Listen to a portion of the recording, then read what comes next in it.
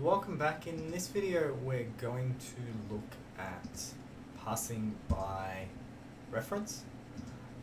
So we've got this program here. We've got two function prototypes, one called pointer example, one called value example.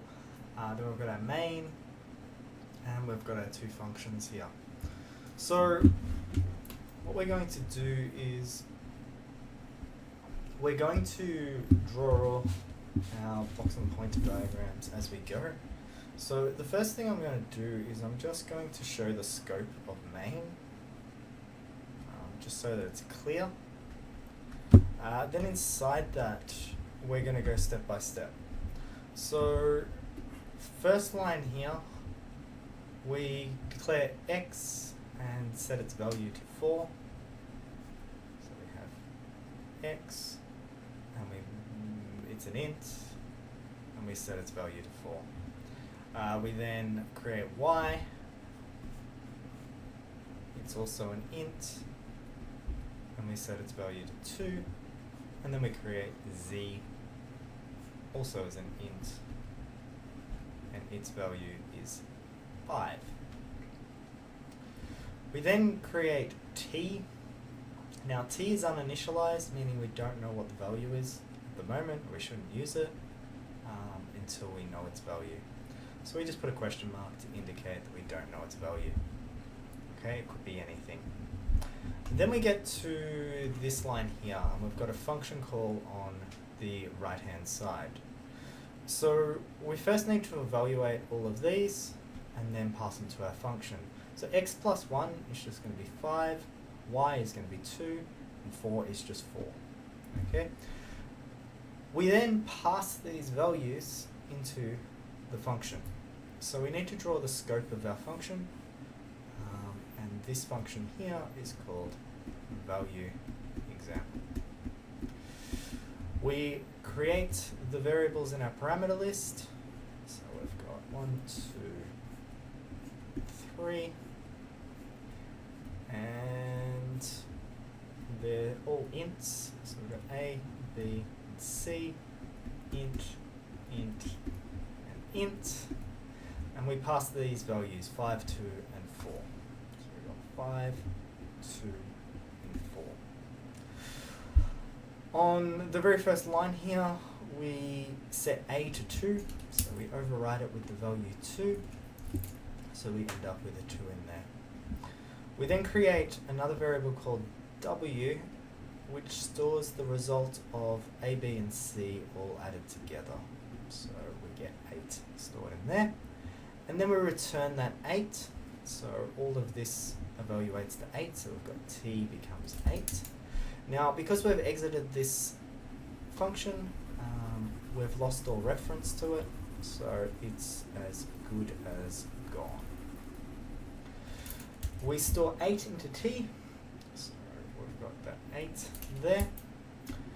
And that's all pretty normal from what we've seen so far. So this function here could be described by 3 things coming in and 1 thing coming out. However, with a lot of our functions, we usually want more than 1 thing to be returned. And so this is where pointers come in very, very handy. So here we've got this call to pointer example. Now it doesn't return anything, so we can't have a left-hand side because it's void.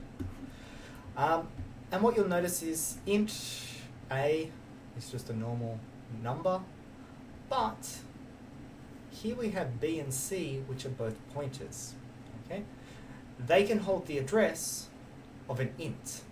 And we'll notice here that we're passing the addresses of ints. So this is perfectly fine. So let's see what happens when we call this function here. So first things first, we create the scope of this function. Okay, so this is pointer example. We evaluate this, but we'll get to that stage in a second. We create our variables. Our variables from our parameter list. So here we've got A, B, and C again, but they have very different types. So we've got int int star, and int star. Now, as we remember, inside of this function, I can't use things like x, y, z, or t because they're not in the scope that I'm currently in. But watch what happens with this. So a gets the value of x, which is 4. B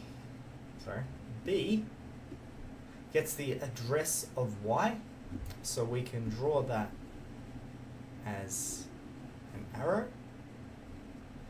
And C gets the address of z. Now that we're inside of this function, even though we don't have access to x, y, z, or t, and we can't use them, we have this special link that links us back to main. And so what this allows us to do is actually edit the memory that's inside of main. So let's have a look at this. So this very first line, we've got A becomes dereferenced B. So we're dereferencing, so we just follow the arrow once, because only one star, and then just grab the value. So we've got A becomes 2. So A becomes 2. So we've done that, okay? We didn't use a value from inside of the scope, we used a value from a different scope. Here, we've got dereference B becomes dereference C. Now we always evaluate the right-hand side first. So dereference C dereference once gives 5. So we've got star B becomes 5.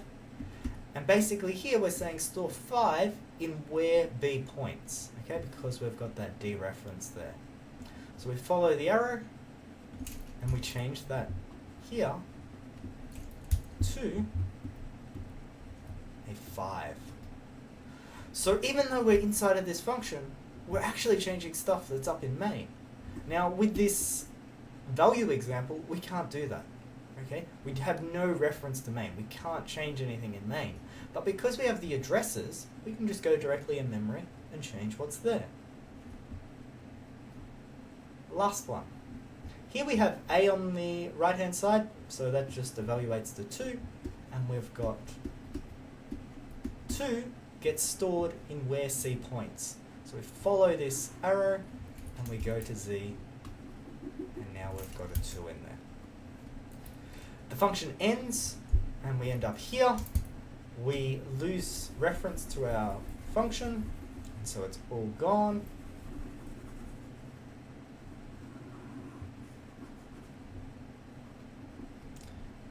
All gone. And what you'll notice is that we return more than more than one thing, sorry. Okay, so we've got the 5 and the 2 returned from this function indirectly. So this is called pass by reference. Okay, we're passing the reference in rather than the value in. Okay, so we're passing a reference rather than a value. So the x and the a is passed by value. These two here are passed by reference. Alright, that's it for pass by reference. Thank you.